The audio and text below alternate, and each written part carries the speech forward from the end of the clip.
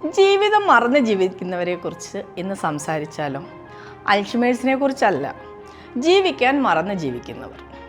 ഒരു കുഞ്ഞു ജനിക്കുന്നത് മുതൽ സൊസൈറ്റി പല നിയമങ്ങളും ചട്ടങ്ങളും അവരുടെ മേൽ ചുമത്തുന്നുണ്ട്.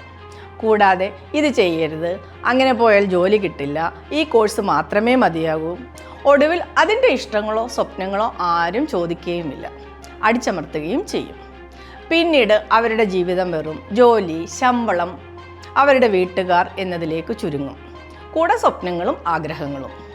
ഇങ്ങനെ ഒരു റോബോട്ടിനെ പോലെ ജീവിക്കുന്ന ഒരാൾക്ക് ഒരു മീ ടൈമും കിട്ടില്ല. കിട്ടിയാൽ തന്നെ കൂടുതലും കിടന്നുറങ്ങുകയോ ഒറ്റയ്ക്ക് സമയം ചിലവഴിക്കുകയോ ആണ് ചെയ്യുക. ഇങ്ങനെ ഒറ്റപ്പെട്ട് ജീവിക്കുമ്പോൾ ജീവിതം മടുപ്പായി മാറും.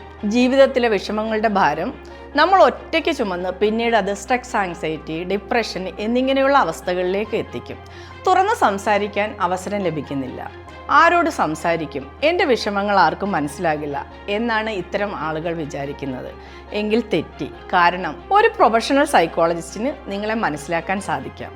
നിങ്ങളുടെ മനസ്സിൻ്റെ ബുദ്ധിമുട്ടുകളെ മാറ്റി ശരിയായ ജീവിതശൈലിയിലേക്ക് അവർ നിങ്ങളുടെ കൈപിടിച്ച് നടത്തും.